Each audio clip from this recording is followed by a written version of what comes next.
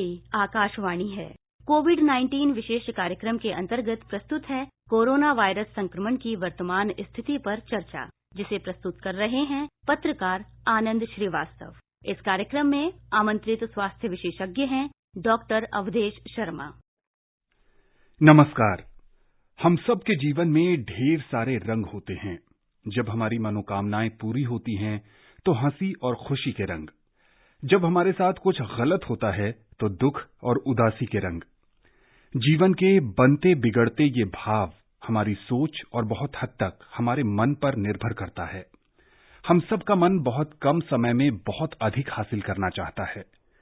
Corona महामारी के दौर में जब घर की दहलीज ही लक्ष्मण रेखा बन गई है तो कई बार मन भविष्य की अनिश्चितताओं के बीच हताशा, निराशा और उदासी के भाव से भर जाता है। कोरोना का डर कुछ इस कदर हावी हो गया है कि हम कई बार घबरा जाते हैं और घबराहट में कुछ गलत निर्णय ले लेते हैं। अनिश्चितता का ये बादल गहरा जरूर है। छात्र सोच रहे हैं कि उनकी परीक्षाएं और आगे के उनके करियर का क्या होगा। व्यापारियों के जहन में कारोबार का नुकसान सोचने का विषय होगा। नौकरी पेशा लोगों के जहन में भविष्य की योजनाएं परेशानी का कारण बन रही हैं। कहीं समस्याएं छोटी हैं तो कहीं बड़ी परेशानी है, लेकिन संकट के इस माहौल में अपना मनोबल कम नहीं होने देना है। हौसले को आजमाना और मुश्किलों में मुस्कुराना ही जीवन है। और हम सब जानते ही है कि मन के हारे हार है, मन के जीते जीत। मन में उठने वाले हताशा और निराशा के विचारों को योग, ध्यान और सकारात्मक सोच के साथ नियंत्रित करना है। पॉजिटिव रहिए और दूसरों को भी सकारात्मक बनाए रखिए। कोविड-19 के इस चुनौतीपूर्ण दौर में खुद को तनाव मुक्त कैसे रखें, आकाशवाणी के इस खास कार्यक्रम में आज हम विशेष रूप से इसी पर चर्चा करेंगे। और इस कार्यक्रम में हमारे साथ हैं वरिष्ठ मनोरोग विशेषज्ञ डॉक्टर अवधेश शर्मा। डॉक्टर साहब, आपका बहुत बहुत स्वागत है। धन्यवाद आनंद जी, और हमारे सभी all India radio FM gold के श्रोताओं को भी बहुत बहुत नमस्कार। तो डॉक्टर साहब से हम चर्चा की शुरुआत करें, इससे पहले हम अपने श्रोताओं को भी बता दें कि अगर वो हमारे साथ जुड़ना चाहते हैं और डॉक्टर साहब से कोई सवाल करना चाहते हैं तो हमारा नंबर है 1800115767।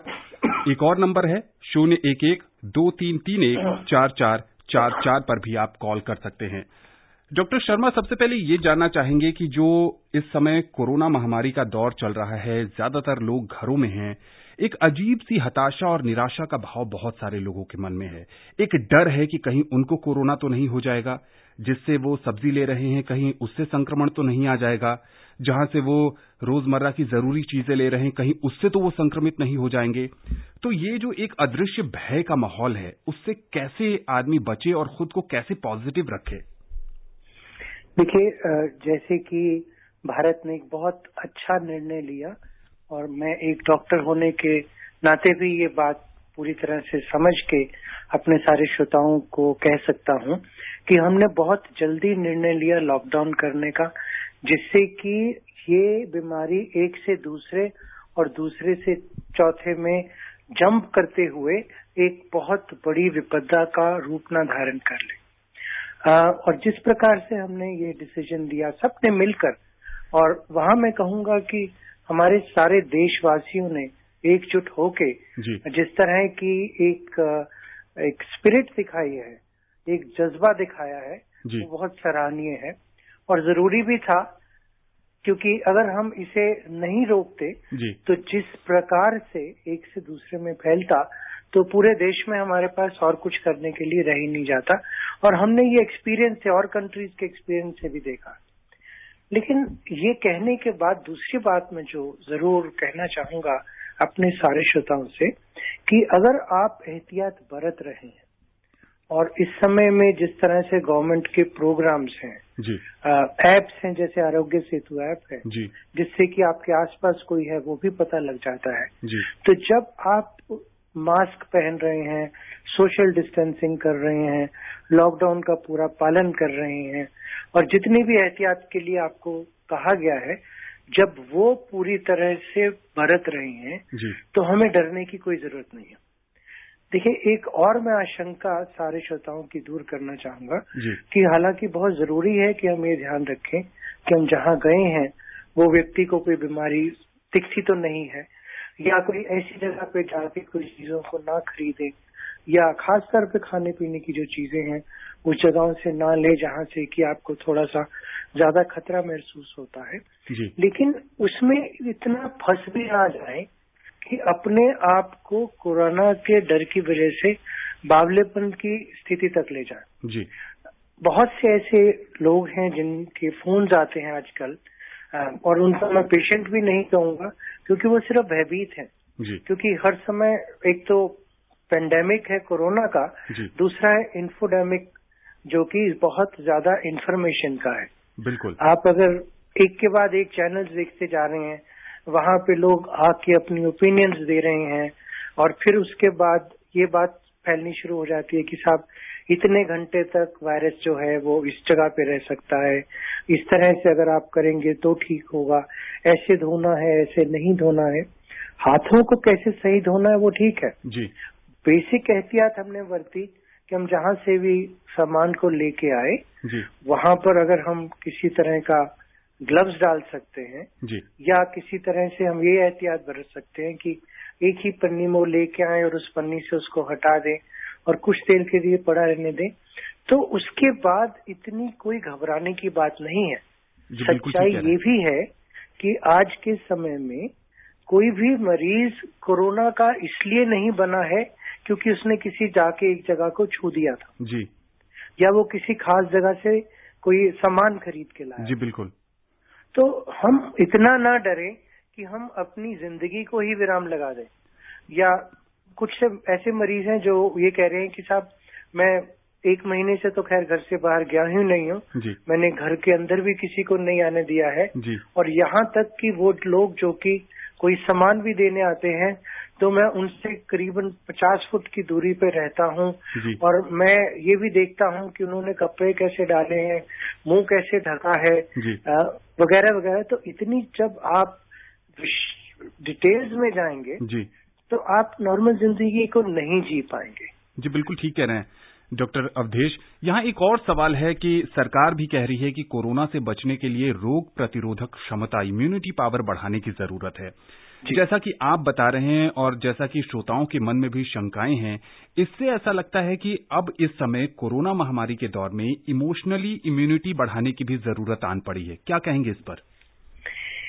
बहुत बहुत सही बात कही आपने, क्योंकि सालों का एक्सपीरियंस ये भी दिखाता है जी कि जब कोई व्यक्ति शारीरिक रूप से अगर दुर्बल है जी, और उसके बारे में स्टडीज भी स्पेशली कोरोना के बारे में आई है कि अगर आपकी उम्र बहुत ज्यादा है जिसमें कि आपकी शारीरिक प्रतिरोध क्षमता कम हो जाती है जी, या कुछ बीमारियां हैं जैसे डायबिटीज है जो कि कंट्रोल्ड नहीं है जी, ये भी बात समझने की सबको बहुत जरूरी है कि अगर आपको डायबिटीज है लेकिन कंट्रोल्ड है जी, ब्लड प्रेशर है लेकिन कंट्रोल्ड है जी, हार्ट डिजीज हुई है लेकिन कंट्रोल्ड है जी, पहले कभी कैंसर हुआ था अभी ठीक है जी, तो आपको डरने की जरूरत नहीं है, एहतियात बरतने की जरूरत है, डरने की जरूरत नहीं। जी। लेकिन ये भी देखा गया है कि जब हम मानसिक रोग के शिकार होते हैं जी, या मानसिक समस्याओं से जूझ रहे होते हैं जी, या तनाव ग्रसित होते हैं तो ऐसे समय में हमारी सारी जो शरीर की एनर्जीज हैं अपने तनाव से लड़ने में चली जाती है। जी। तो बाहरी कोई भी अगर संक्रामक चीज होती है, वायरस आता है तो हम उससे नहीं लड़ पाते। जो हमें सबको समझने की जरूरत है कि कोरोना ऐसी चीज नहीं है जो जिसको अगर छू जाएगा तो वो उसको मार देगा।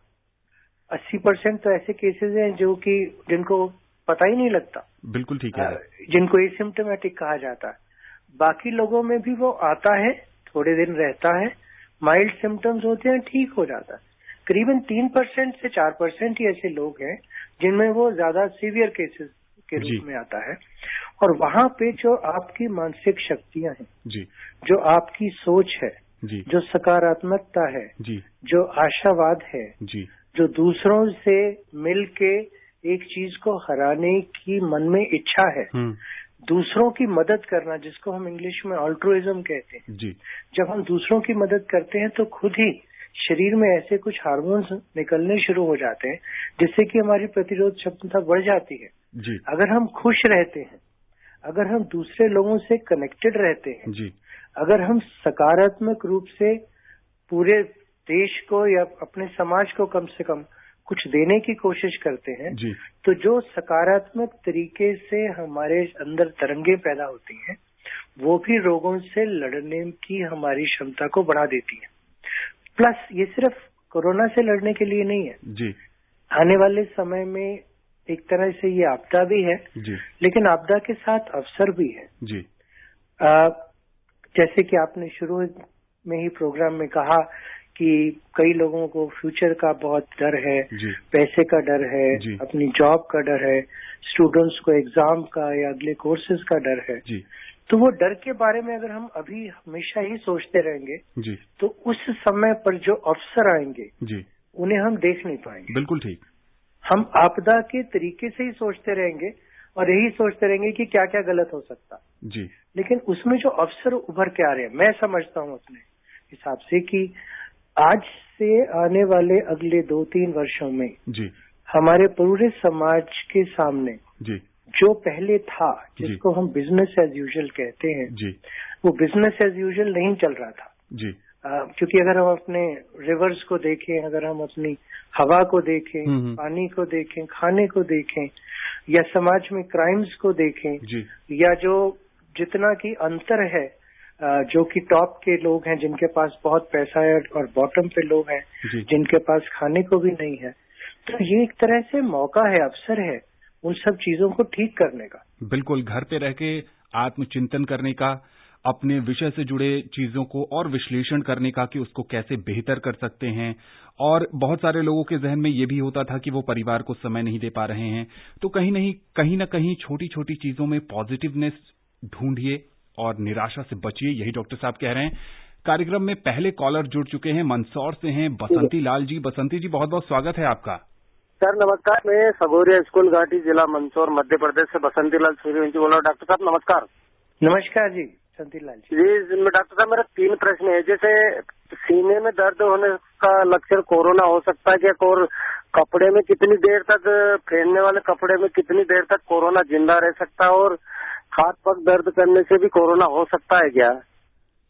देखिए, कोरोना का सबसे बड़ा जो सिम्टम है वो बुखार है, जिनमें सिम्टम्स होते हैं।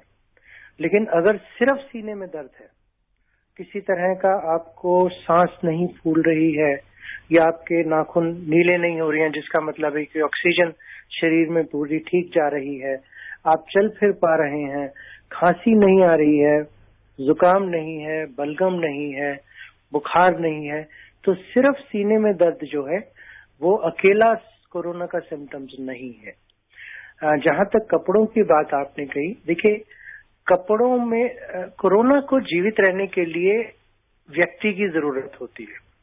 जब एक बॉडी मान लीजिए डेड हो जाती है, किसी की मृत्यु हो जाती है, तो उसके बाद उस बॉडी में कोरोना 3-4 घंटे से ज्यादा नहीं रह पाता, उसकी भी मृत्यु हो जाती है। तो इसी तरीके से जो दूसरी सरफेसेस हैं, जैसे कि बहुत कांच की सरफेस है या प्लास्टिक है, उसमें ऐसा माना जाता है कि 2 से 3 दिन तक वो रह सकता है। कपड़ों में ऐसा समझा जाता है कि 4 से 24 घंटे तक रह सकता है, डिपेंडिंग ऑन कि वो खादी का है या वो आर्टिफिशियल है। लेकिन वहां मैं आपसे एक बात और क्लियर कर देना चाहूंगा कि अगर वो वहां पे पड़ा हुआ है तो वो आपका कुछ नहीं बिगाड़ने वाला। और कोरोना हमारे शरीर के अंदर सिर्फ 3 जगहों से एंट्री करता है, आंख, मुंह और नाक। यहाँ की जो त्वचा है वो त्वचा बहुत पतली होती है, जिसको हम म्यूकोजा बोलते हैं। शरीर की बाकी जो त्वचा है बहुत मोटी होती है और वहां से कोरोना एंटर नहीं करता। और इसीलिए कहते हैं कि जब आपके हाथ मान लीजिए कहीं टच भी हो जाए, जब आप उसे धो देते हो तो वो थोड़े 20 सेकंड के बाद वो कोरोना वहां पे रहता ही नहीं है। तो अगर आपके कपड़ों में कोरोना है भी और आपके मुंह में या नाक में या आंख में उसकी टचिंग नहीं हो रही है, या आपके हाथ से आपने उस कपड़े को नहीं टच करके अपने मुंह को टच किया, तो कोरोना आपका कुछ नहीं बिगाड़ सकता। लेकिन हाँ, उन लोगों के लिए खास तौर पे जो कि जिनको कि हम कोरोना वॉरियर्स बोलते हैं, यानी वो लोग जो कि बीमारों की देखभाल करते हैं या उस जगह पे जाते हैं, चाहे वो पुलिसकर्मी हो, डॉक्टर्स हों, नर्सेज हों, सैनिटेशन वर्कर्स हों, जो कि कोरोना के मरीजों से रोज वाबस्ता होते हैं जी। तो उन लोगों को ज्यादा ध्यान रखने की जरूरत है, क्योंकि वो कम डोजेज में नहीं होगा। अगर उनको किसी ऐसे व्यक्ति के साथ उनकी मुलाकात हुई है तो वो बहुत ज्यादा उनकी डोज उनको कोरोना वायरस की होगी, उनको बचने के लिए ज्यादा जरूरत है। इसीलिए उनके कपड़ों के ऊपर वो और एक कपड़ा डालते हैं जिसको कि पीपीई बोलते हैं, पर्सनल प्रोटेक्टिव इक्विपमेंट, जिसका मतलब है कि कोई भी चीज बाहर से उनके कपड़ों या उनके शरीर पर ना आए। बिल्कुल ठीक। और ये सबसे ज्यादा होती है चेहरे पर, ताकि चेहरे से उसको बचाया जा सके। बिल्कुल ठीक है। बिहार के सीतामढ़ी से राम बाबू जी अगले कॉलर हैं। राम जी, स्वागत है आपका कार्यक्रम में। जी सर। क्या जानना चाहते हैं आप? सर मैं जानना ये चाहता हूँ कि जिस जगह पे कोरोना का एक भी पेशेंट पॉजिटिव नहीं है सर जी, और बाहर से भी आवागमन नहीं हुआ है सर किसी भी आदमी का, किसी व्यक्ति से कोरोना संक्रमण जैसे आदमी से जी, तो सर वहाँ भी सोशल डिस्टेंसिंग का पालन करना जरूरी है? राम बाबू जी, आपने एक बहुत गूढ़ी बात पूछी है जी। और अगर देखा जाए तो बहुत से ऐसे जिले हैं, भारत के करीबन आधे ऐसे जिले हैं जिनमें कि कोई भी कोरोना का मरीज नहीं है जी, लेकिन फिर भी ये लॉकडाउन जो है वहां पे अपनाया गया है। उसके दो कारण हैं। पहला ये तो है कि आमतौर पे एक डिस्ट्रिक्ट में लोग एक ही जगह पर नहीं रहते, उस डिस्ट्रिक्ट में भी बाहर से लोगों का आवागमन होता रहता है जी। तो ऐसा हो सकता है कि कोई मरीज है जो कि वहां पे कोरोना वायरस से पीड़ित है और वो अगर एंट्री करता है तो फिर अगर हम उस जगह पे ध्यान नहीं रखते हैं तो वहां पे दूसरों को वो संक्रमित कर सकता।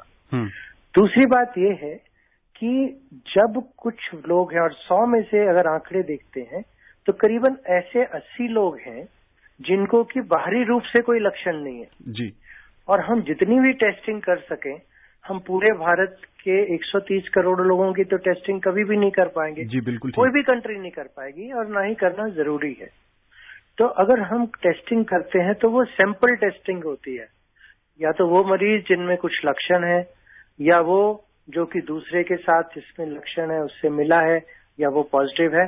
और आज से कुछ दिन पहले तक जब लोग बाहर से भी आ रहे थे जी, तो वो लोग, अगर हम उन लोगों की टेस्टिंग एक जगह पे जैसे एक डिस्ट्रिक्ट में नहीं कर रहे हैं जी, तो फिर वो लोग जो कि एसिम्टोमेटिक हैं, जिनको सिम्टम ऊपर से देखने में नहीं है जी, लेकिन शायद उनके अंदर कोरोना वायरस है जी, तो वो दूसरों में ना फैला सके, तो इसलिए सोशल डिस्टेंसिंग जरूरी हो जाती है। और वैसे ये बात कोरोना की वजह से सोशल डिस्टेंसिंग, वैसे मैं आपको एक और चीज थोड़ी सी हंसी की है वो कहना चाहूंगा कि सोशल डिस्टेंसिंग का ये मतलब नहीं है कि हम सोसाइटी से दूर हो जाए। बिल्कुल ठीक। हमने एक दूसरे से शारीरिक रूप से दूर होना है लेकिन मानसिक और सामाजिक रूप से जुड़े रहना है। जी बिल्कुल। वही हमारी सबसे बड़ी शक्ति है। लेकिन सोशल डिस्टेंसेस देखिए, जो हमें वैसे बहुत साल पहले करना चाहिए था, अच्छी मेडिकल एडवाइस है, क्योंकि मान लीजिए किसी को प्लेन जुकाम ही है जी, तो वो भी दूसरे व्यक्ति को दे सकता है अगर कोई दूसरा उसके बिल्कुल पास खड़ा है। ट्यूबरकुलोसिस है, ट्यूबरकुलोसिस भी हम दूसरे व्यक्ति को खास कर दे सकते हैं अगर वो व्यक्ति हमारे बहुत पास है। तो जो डिस्टेंसिंग है वो कई तरह की बीमारियों से हमको भी बचाता है और दूसरों को भी हमसे बचाता है। बिल्कुल सही कह रहे हैं यहाँ आप। से दूसरे लोग जो हैं वो तो घर वाले हैं अपने या पास पड़ोसी हैं। तो सोशल डिस्टेंसिंग सिर्फ कोरोना तक ही नहीं रहनी चाहिए। जब कोरोना चला भी जाए तो हम सबको कुछ तरह की खास प्रिकॉशंस हमेशा के लिए अपनानी चाहिए। और ऐसा देखा गया है कि वो देश जिनमें कि इस तरह की सोशल डिस्टेंसिंग या मास्क पहनना, जैसे जापान है जी, साउथ कोरिया है जी, उन देशों में लोग पहले से ही ये करते थे जी, और खास तौर पे आज से करीबन 10-11 वर्ष पहले जी, एक और तरह की प्रॉब्लम आई थी, इसको H1N1 बोलते थे, जी, स्वाइन फ्लू भी बोलते थे। तो उसमें भी इसी तरह के लक्षण होते थे और तभी से ये पाया गया कि अगर हम एक दूसरे के बीच में थोड़ा सा अंतर रखते हैं जी, तो हमारी बीमारियां दूसरों में नहीं फैलेंगी जी, और मास्क लगाना भी उसी के लिए बहुत ज्यादा कारगर सिद्ध हो जाता है। और वैसे हमारे देश में खास तौर पे बड़े बड़े शहरों में जहाँ पे कि एयर की इतनी पॉल्यूशन है जी, तो हवा भी साफ नहीं है जी, तो मास्क लगाने में भी कोई बुराई नहीं। बिल्कुल ठीक कह रहे हैं आप कि सुरक्षित दूरी या फिर सोशल डिस्टेंसिंग का ये मतलब नहीं है कि हम लोगों से कट जाएं, उनका सामाजिक तौर पर बहिष्कार करें। चूंकि प्रधानमंत्री ने पंचायती राज दिवस पर अलग अलग सरपंचों से बातचीत के दौरान भी कहा था कि जो ग्रामीण भारत है उसने 2 गज देह की दूरी का जो मंत्र दिया है वो बहुत कामयाब हो रहा है। और जैसा डॉक्टर शर्मा भी कह रहे हैं कि कोरोना के अलावा भी भारत में या पूरी दुनिया में बहुत सारी ऐसी बीमारियां हैं जो एक दूसरे के संपर्क में आने से होती हैं, तो सुरक्षित दूरी हमेशा बनाए रखिए, चाहे आपके जिले में कोई कोरोना का मरीज है या नहीं। अगर है तो भी और नहीं है तो भी, चूंकि पूरे देश में इस समय लॉकडाउन की स्थिति है।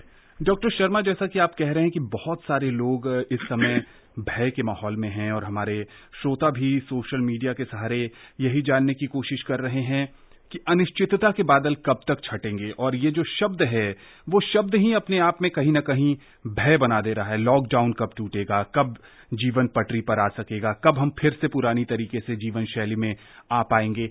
ऐसे में खुद को तैयार रखने के लिए, पॉजिटिव बनाए रखने के लिए क्या वो छोटी छोटी दिनचर्या में बदलाव की आप सलाह देंगे? देखिए, हम सबको आदत बन जाती है जीवन में ये महसूस करने की निश्चितता है जी, लेकिन अगर हम किसी भी पुलिस स्टेशन में जाएं जी, और वहां पे देखें कि किस तरह से कभी एक्सीडेंट हो गया जी, या कभी और हादसे हो गए, जी, हॉस्पिटल में जाएं तो देखें कि सडनली जो व्यक्ति कल ठीक था आज उसको कोई बहुत बड़ी गंभीरता हो रही है। जी, वैसे भी अगर हम देखें तो जरूरी नहीं है कि जो जॉब आप कर रहे हैं वो परमानेंट है, हमेशा के लिए, पूरी जिंदगी के लिए, या आज अगर आपका बिजनेस अच्छा चल रहा है तो हमेशा ही रहेगा। तो अनिश्चितता तो जीवन का एक हिस्सा है, बिल्कुल।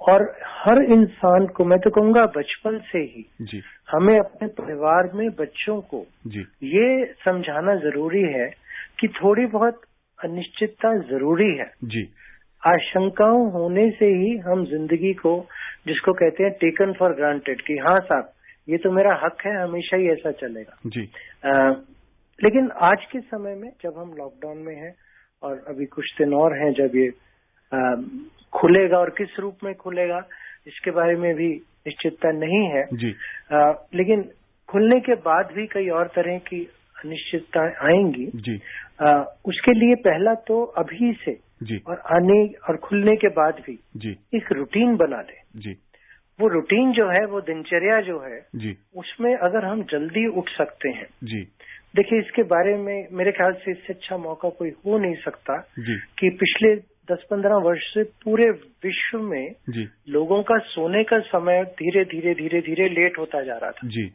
और टीवी, सोशल मीडिया, पिक्चर्स, आपस में एक दूसरे के साथ सिर्फ बातें ही करते रहना, जी, ये बहुत बड़े उसके बारे में जिम्मेदार थे। जी, लेकिन सुबह ऑफिस जाने का टाइम तो सेम था, जी, सूरज उगने का टाइम वही है, जी, और असल में जो जिस समय पे सूरज उगता है, जी, और यहाँ पे सर्दियों और गर्मियों के बीच में भी थोड़ा सा अंतर आ जाता है, जी, तो हमारा शरीर जो है उसी हिसाब से उसकी ऊर्जा बनती है। जी, जब हम सुबह उठते हैं और सही समय पर उठते हैं और अच्छी नींद हो चुकी होती है तो हमारी ऊर्जा बिल्कुल अलग होती है। बिल्कुल ऊर्जा अलग होती है। आपको बीच में रोक रहा हूँ डॉक्टर साहब, बड़ौद से एक कॉलर काफी देर से जुड़े हुए हैं, महेश शर्मा। महेश जी स्वागत है, क्या जानना चाहते हैं आप? नमस्कार जी, महेश शर्मा बड़ौद से जी। जी नमस्कार। मैं जानना चाह रहा हूँ जी, हम घर में जो बैठे बैठे परेशान हो रहे हैं मानसिक रूप से, अब क्या उनका क्या समाधान है? आप जो बता रहे हैं डॉक्टर साहब उसी से इनको जवाब मिल जाएगा अपना। जी जी जी। तो महेश जी, हम यही बात कर रहे थे कि अपनी दिनचर्या में, जिसमें कि सही समय पर सोना, सही समय पर उठना, और उठने के बाद एकदम भागा दौड़ी में नहीं, थोड़ा सा समय अपने लिए, जी, एक्सरसाइज करने के लिए, अगर आप ध्यान साधना करते हैं उसके लिए, कोई प्राणायाम वगैरह करते हैं उसके लिए, अगर वो आप फिक्स कर लेते हैं तो आपका दिन जो है एक नई ऊर्जा के साथ शुरू होता। बिल्कुल। उसके साथ ही जो सुबह का हमारा नाश्ता हो जी, वो बहुत अच्छा हो, जी, क्योंकि वही सारे दिन के लिए हमें सारी एनर्जी देगा। बिल्कुल। और फिर उसके बाद हम अपना सारा दिन का, अभी तो लॉकडाउन में है, तो जहां जहां लोग काम कर रहे हैं घर में, मान लीजिए बैठ के, कई ऑफिसेज हैं जो घरों से ही चल रहे हैं इस समय जी। तो वो उसके लिए जगह फिक्स कर लें, टाइम फिक्स कर लें जी। वहां पे बैठ के जो जो आज मैंने काम करने हैं जी। उन सबको हो सके तो लिख लें जी। और कितने बजे तक क्या क्या काम खत्म करने हैं। अगर कोई गृहिणी है तो उसने क्या क्या घर के काम करने हैं। और वहां पे मैं कहूंगा कि सारे मर्दों को जी अपनी बहनों की, माओं की, बेटियों की मदद करनी चाहिए। इससे अच्छा कोई मौका नहीं है खाना बनाना सीखने के लिए, कोई अच्छा मौका नहीं है घर की सफाई कैसे करनी है। अगर कर जरूरत पड़े तो हमें अपने हाथों से करने की आदत तो हो जाए। बहुत बढ़िया आप बात कह रहे हैं। फरीदाबाद से इस बीच अनवर जी जुड़ चुके हैं। अनवर जी, स्वागत है कार्यक्रम में। पूछिए, क्या जानना चाहते हैं आप? जी नमस्कार सर। नमस्कार अनवर जी, मैं अनवर बिहारी बोल रहा हूँ फरीदाबाद हरियाणा से। आपको रमजान की बहुत बहुत शुभकामनाएं। आपको भी हार्दिक शुभकामनाएं मेरी ओर से। जी सर, मैं ये जानना चाह रहा हूँ, बार बार लोगों को, बुजुर्गों को खासतौर से ये नसीहत की जा रही है कि आप लोग अपना खास ध्यान रखिए। और वो बुजुर्ग खासतौर से जिनको पहले से कुछ बीमारी है, हार्ट के पेशेंट हैं, शुगर के पेशेंट हैं या दम्मा वगैरह है, बच्चों को भी ये नसीहत की जा रही है कि आप अपने अपने घरों में अपने अपने बुजुर्गों पर खास ध्यान रखें। जी। तो मैं सर ये जानना चाह रहा हूँ कि ये बीमारी जो है कोरोना वायरस, ये इंसानों से इंसानों में फैल रहा है, तो कहीं ऐसा तो नहीं कि बुजुर्गों को बिना किसी के कांटेक्ट में आए हुए ये बीमारी हो रही है, इसलिए बार बार उन्हें ये नसीहत की जा रही है कि आप लोग अपना खास ध्यान रखें? देखिए डॉक्टर साहब, ये भी एक अलग तरह की शंका है मन में जो बहुत सारे लोगों को परेशान कर रही है। जी जी, उसके बारे में बिल्कुल क्लियर है कि बिना किसी और मरीज के कांटेक्ट में आए ये बीमारी नहीं हो सकती। ये बीमारी हवा में नहीं फैलती, ये बीमारी किसी खाने से नहीं फैलती जी। ये बीमारी किसी प्रकार से हम दूसरे व्यक्ति को नहीं दे सकते। अगर एक व्यक्ति कोरोना वायरस कैरी कर रहा है जी, या तो उसे लक्षण हैं जी, और कुछ ऐसे लोग हैं जिन्हें लक्षण नहीं होते जी। और अनवर जी, यहाँ पे ये भी कहा जा रहा है और ये सच्चाई भी है कि जो युवा हैं जी, उनकी थोड़ी सी इम्यूनिटी लेवल, प्रतिरोध क्षमता जो है बीमारियों से लड़ने की थोड़ी सी ज्यादा होती है जी। तो हो सकता है कि उन्हें कोरोना वायरस हो लेकिन उन्हें सिम्टम्स ना हो जी। और वो कोई ध्यान ना रखें, वो खूब बाहर घूमें, दूसरों से मिलें और वही अपने घर में बीमारी को लेके आते हैं। और अगर उस घर में कोई बुजुर्ग है तो उस बुजुर्ग को वो बीमारी जल्दी पकड़ सकती है। और इसीलिए जरूरी है कि अगर आपको कोई बीमारी नहीं है तो अपने को और अपनों को, अपने परिवार वालों को बचाने के लिए आप सोशल डिस्टेंसिंग रखें, आप लॉकडाउन को पूरी तरह से पालन करें। और जहां तक रही बुजुर्गों की बात, देखिए सिर्फ बुजुर्ग होने से ही आपको ये बीमारी नहीं पकड़ेगी। अगर आप बुजुर्ग हैं तो आपकी लड़ने की जो बीमारियों की ताकत है वो थोड़ी कम हो सकती है। और कुछ बीमारियां जैसे डायबिटीज है या ब्लड प्रेशर है या दिल की बीमारी है या दमा है या सिगरेट पीते हैं या बीड़ी पीते हैं या हुक्का पीते हैं, तो उनकी बीमारियों से लड़ने की ताकत और कम हो जाती है जी। तो उसको कंट्रोल में रखें। अगर कोई किसी तरह का सेवन कर रहा है नशीले पदार्थों का, उसको बंद कर दें। तो अगर आप बुजुर्ग भी हैं तो भी आप, जरूरी नहीं है कि आपको बीमारी पकड़ेगी और अगर पकड़ भी लेगी तो जरूरी नहीं है कि उसकी वजह से इंसान खत्म हो जाएगा। वो बहुत से ऐसे बुजुर्ग हैं, 97-98 साल के भी लोग हैं जो इस बीमारी से होने के बाद ठीक भी हुए हैं। बिल्कुल। जम्मू कश्मीर के पुंछ से मोहम्मद हुसैन जी जुड़ चुके हैं। हुसैन जी, स्वागत है कार्यक्रम में आपका। जी, मेरी तरफ से भी मैं आपको वेलकम कहता हूँ, आपको और डॉक्टर साहब को वेलकम कहता हूँ। मोहम्मद हुसैन बात कर रहा हूँ, जम्मू कश्मीर पुंछ से, सुनकोट से। शुक्रिया हुसैन साहब, शुक्रिया। क्या जानना चाहते हैं आप? बहुत बहुत धन्यवाद जुड़ने। मैं दिल थाम के आपसे एक सवाल करना चाहता हूँ, मेरे जहन के अंदर आया, क्योंकि इंसान के जहन के अंदर कोई ना कोई बात जरूर आती है। हम आपका प्रोग्राम सुन रहे हैं, मसलसल सुन रहे हैं, लगातार सुन रहे हैं। डॉक्टर साहब, ये मैं पूछना चाहता हूँ कि ये वायरस जो होता है, माना कि ये माइक्रोस्कोप के जरिए से ही देखा जाता है, लेकिन इस वायरस का भी एक वजूद होता है, इसका भी एक डिजाइन होता है और शक्ल होती है और इसको भी खुराक होती है। और इसकी खुराक अगर होती है तो वो खुराक किस तरह से होती है? ओके, देखिए हमारे शरीर के अंदर करोड़ों वायरसेस हैं जो कि हमारे शरीर के साथ जी रहे हैं। वायरस एक ऐसी चीज है जो कि पूरी तरह से जीवित चीज नहीं है जी। लेकिन जब वो किसी जीवित व्यक्ति के साथ या पशु पक्षी के साथ जुड़ती है तो वहां पर वो एक्टिव हो जाती है जी।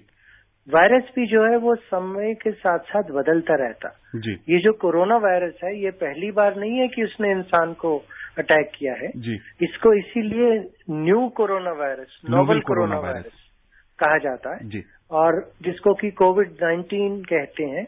कोविड-19 मतलब 2019 में इसकी सबसे पहली बार इसको देखा गया था जी। तो इसको देखा जा सकता है लेकिन जब इसको टेस्ट करते हैं जी। तो उसको माइक्रोस्कोप के अंदर टेस्ट नहीं करते जी। उसके लिए कुछ खास टेस्ट होते हैं और पहले तो उन टेस्टों में एक दिन से ज्यादा समय लगता था जी। लेकिन अभी तो कुछ घंटों में ही और कुछ ऐसे टेस्ट हैं जिनको हम रैपिड एंटीबॉडी टेस्ट बोलते हैं उसमें कि 1 से 2 घंटे के अंदर ही वो रिजल्ट आ जाता है जिससे पता लगता है कि इस व्यक्ति के अंदर वो वायरस है। जब वो पता लगता है तो उसको पॉजिटिव कहा जाता है और उसके बाद उसके इलाज की प्रक्रिया शुरू होती है। रुड़की से मदन पाल जी जुड़ चुके हैं। मदन जी, स्वागत है कार्यक्रम में आपका। पूछिए। नमस्कार जी। जी नमस्ते। डॉक्टर साहब, मैं ये पूछना चाह रहा हूँ, जैसे आप इसके कोरोना के लक्षण बता रहे जी, खांसी, गले में दुखाने और बुखार इसके लक्षण है जी। जी जी जी। तो ये सर पहले भी थे, जैसे पहले जैसे आप लोग डॉक्टर दवाई देते थे और ठीक हो जाते मरीज जी। जी जी। तो सर अब ऐसा क्यों नहीं, जो जल्दी से ठीक नहीं हो पा रहे, ये पूछना चाह रहे हैं। ओके। बहुत संक्षेप में डॉक्टर साहब। जी जी। देखिए मदन जी, पहली बात है कि पहले जितने भी तरह के बीमारियां होती थी, इन्फ्लुएंजा या कॉमन कोल्ड जिसको बोलते हैं, उसमें हमारे शरीर में उससे लड़ने की जो ताकत है वो बन चुकी है और इसमें हमारी अभी लड़ने की ताकत नहीं बनी है। जब हमारी सबकी और पूरे समाज की लड़ने की ताकत, जिसको कि हम हर्ड इम्यूनिटी बोलते हैं, वो बन जाएगी तो हम इससे भी लड़ पाएंगे। इसमें सिर्फ फर्क इतना है कि ये बहुत जल्दी हमारे फेफड़ों पर अटैक करता है और फेफड़ों पर अटैक करने के थोड़े घंटों के बाद ही या 2-3 दिन के बाद ही उस व्यक्ति में जिनमें की वो बीमारी आगे बढ़ती है वो उसको पूरी तरह से अटैक करके उसको खत्म कर सकता है। तो इसलिए उससे बचने की जरूरत है। कुछ समय के बाद जब हमारी लड़ने की क्षमता बढ़ जाएगी जी। तो हम इससे भी लड़ पाएंगे। डॉक्टर साहब, चलते चलते 1 या 2 वाक्यों में अगर आप हमारे श्रोताओं को ये बताना चाहें कि इस डर और भय के माहौल में खुद को कैसे पॉजिटिव बनाए रखें। देखिए, जो होगा वो फ्यूचर में होगा, हम उसके लिए आज नहीं प्लान कर सकते जी। लेकिन आज हम ये प्लानिंग कर सकते हैं कि मैं एक व्यक्ति के रूप में, एक परिवार और समाज के रूप में सशक्त हूं। जो होगा सबके साथ होगा, हम सब मिलके उसका सामना कर पाएंगे और वहां पर एक दूसरे के साथ लड़ने और अपने आप को बांट देने की बजाय अगर हम एक दूसरे का हाथ पकड़ के चलेंगे तो हम सबसे आगे निकल सकते हैं। खास तौर पे अब तक हमने इसको बहुत अच्छी तरह से संभाला है जी। और आगे भी पहुंचकर इंशाल्लाह हम इससे पार निकल सकते हैं। इसके बारे में मैं एक और चीज कहना चाहूंगा चलते चलते कि अगर कोई इन्फॉर्मेशन और ज्यादा खासतौर से मानसिक और भावनात्मक बातों से जुड़ी है वो अगर आप लेना चाहते हैं तो माइंड स्पेशलिस्ट नाम से एक फ्री यूट्यूब चैनल है, वहां पे जाके आप ये इन्फॉर्मेशन ले सकते हैं और उसको इस्तेमाल करके अपने जिंदगी में बिल्कुल डॉक्टर साहब, आपने हमारे श्रोताओं के कई सारी शंकाओं को दूर किया और कई अच्छी अच्छी बातें बताई। आकाशवाणी से जुड़ने के लिए बहुत बहुत आपका धन्यवाद। आप स्वस्थ रहिए, खुश रहिए, आकाशवाणी सुनते रहिए। आप सभी का बहुत बहुत शुक्रिया। नमस्कार। कोविड-19 विशेष कार्यक्रम के अंतर्गत अभी आप सुन रहे थे कोरोना वायरस संक्रमण की वर्तमान स्थिति पर चर्चा, जिसे प्रस्तुत कर रहे थे पत्रकार आनंद श्रीवास्तव। इस कार्यक्रम में आमंत्रित स्वास्थ्य विशेषज्ञ थे डॉक्टर अवधेश शर्मा। ये कार्यक्रम आकाशवाणी के समाचार सेवा प्रभाग द्वारा प्रस्तुत किया गया है। इसे आप हमारे mobile app news on AIR पर भी सुन सकते हैं। इस कार्यक्रम के संबंध में अपनी प्रतिक्रिया